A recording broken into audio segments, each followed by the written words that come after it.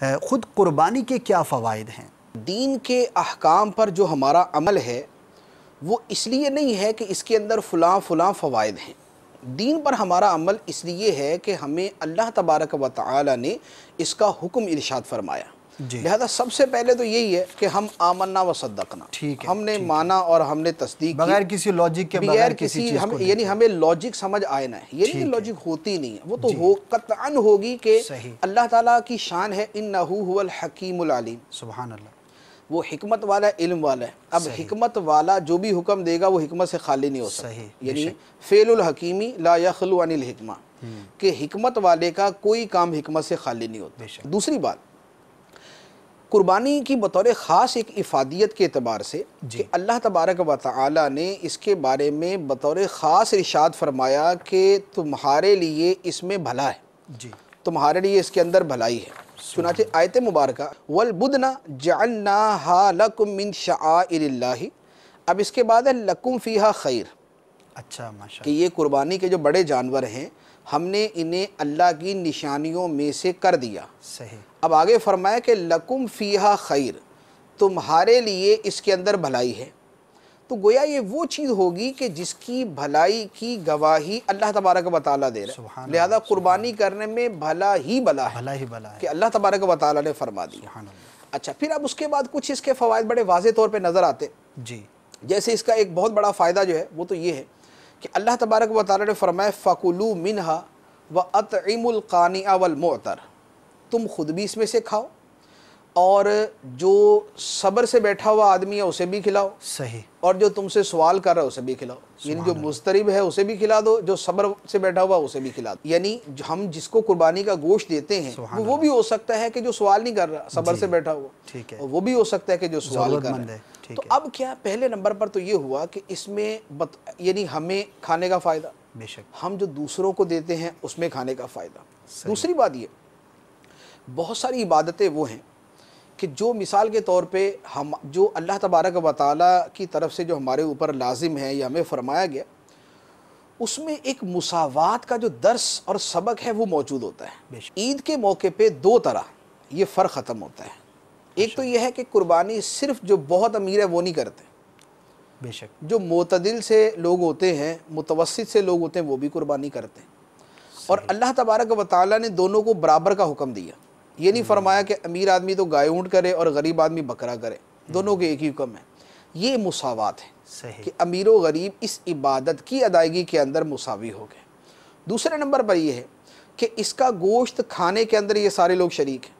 ایسا نہیں ہے کہ امیر آدمی جو ہے وہ بکرے کا گوشت کسی اور سٹائل کے اندر کھاتا ہے، غریب اور انداز میں کھاتا ہے، اسے بھی گوشت نصیب ہو رہا ہے، اسے بھی گوشت نصیب ہو رہا ہے.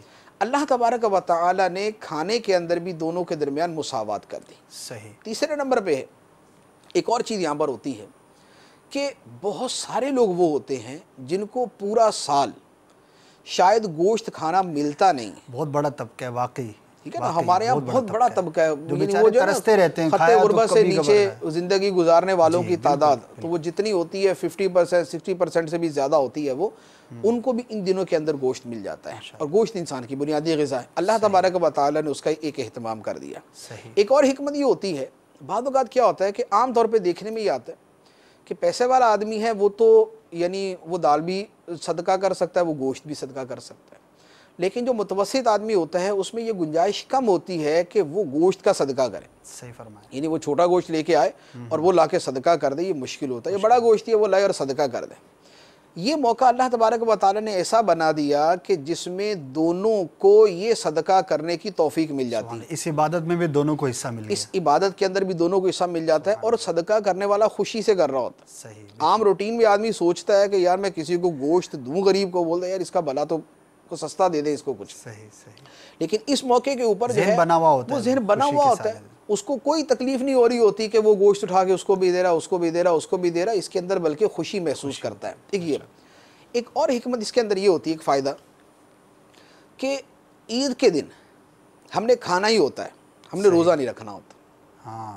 ٹھیک، اور کھانے کے اندر جو افضل ہے وہ گوشت کھانا ہے. سبحان اللہ. یعنی عید والے دن ایسا نہیں ہے کہ آپ قربانی کرنے کے بعد دال پکا کے کھا لیں. صحیح. عید کے دن افضل یہ ہے کہ قربانی کریں تو آپ قربانی کا گوشت کھائیں. ماشاءاللہ. اچھا اب گوشت کھانا جو ہے بیسیکلی تو یہ تھوڑی سی ذرا امارت کی طرف جانے والی چیز ہے نا، ایک آدمی کے تعیش کی طرف، ایک آدمی کے تلذذ کی طرف جانے والی چیز ہے۔ اب ایک بندہ اس دن اس کو روزہ رکھنے سے تو کلی طور پہ منع کر دیا، ٹھیک ہے، روزہ نہیں رکھ سکتا، اور کھانے کے اندر اس کو فرمایا کہ تمہارے لیے زیادہ ثواب اس کے اندر ہے، گوشت کھاؤ، گوشت کا مزیدار چیز کھاؤ صحیح، اور تھوڑی سی لگژری کھاؤ۔ یہ اس بات کی طرف اشارہ ہوتا ہے کہ مسلمان کا کھانا کھانا اور کھانا چھوڑنا یہ دونوں اللہ کے لیے۔ سبحان اللہ، سبحان اللہ، رمضان کے اندر وہ کھانا چھوڑ دیتا ہے حالانکہ ہر چیز میسر ہے، بے شک، اور عید کے دن وہ کھانا نہ کھانا چھوڑ دیتا ہے صحیح، کہ اس دن اس نے کھانا ہے، کھانا ضروری ہو اس دن اس نے کھانا ہے، وہ یہ نہیں کر سکتا کہ وہ نہ کھائے۔ اچھا، پھر ایک آدمی اپنے نفس کی خواہشات کے خلاف کرتے ہوئے کرتا ہے کہ نہیں بھی میں تو سادہ سی کھاؤں گا اور ہلکی سی اور سستی چیز کھاؤں گا، لیکن اللہ تعالیٰ فرما رہے کہ نہیں آج گوشت کھا۔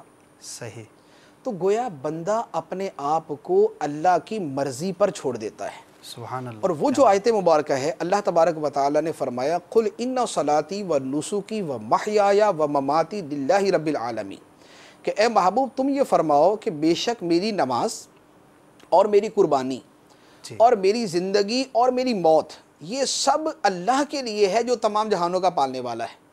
تو گویا اس موقع پر آدمی اس کا دل کر رہا ہے کہ میں تھوڑی سی آج ذرا زہد والا کام کروں، جو لیکن عمومی اللہ تعالیٰ نے حالت میں، فرمایا کہ زہد وہ ہے جو اللہ کا حکم ہے۔ سبحان اللہ، بندے کا دل کر رہا ہے کہ یار میں اپنے نفس کی خواہش کا خلاف کروں، لیکن اللہ تعالیٰ فرماتے ہیں کہ آج کا دن میری طرف سے دعوت کا دن ہے، سبحان اللہ، عید الاضحیٰ کا دن اللہ کی طرف سے دعوت کا دن ہے، صحیح، یہ اللہ کی ضیافت ہے، اللہ کی طرف سے جو ضیافت ہے اب اس سے کوئی بندہ منہ نہیں موڑ سکتا۔ سبحان اللہ، تو گویا جب اللہ نے فرمایا کھاؤ اس دن کھانا ہی کھانا، اور جب اللہ تعالیٰ نے فرمایا کہ اب تم جو ہے وہ سستے اور بالکل جو ہے نا بے لذت کی جگہ ذرا یہ مزیدار والا کھاؤ، بندہ وہی کھائے گا، سبحان اللہ، اور جب اللہ تعالیٰ نے فرمایا چھوڑ دو تو بندہ چھوڑ دے گا۔ سبحان تو اللہ، گویا یہ اس بات کا عملی اظہار ہوتا ہے کہ مسلمان کی زندگی، اس کا کھانا پینا، اس کی لذات کا جو ہے نا وہ حاصل کرنا اور لذات کا چھوڑنا، یہ تمام کا تمام وہ اللہ کی خوشنودی کے تابع کر دیتا ہے۔ جہاں اللہ تعالیٰ جو حکم دے گا بندہ اسی کے مطابق کرے۔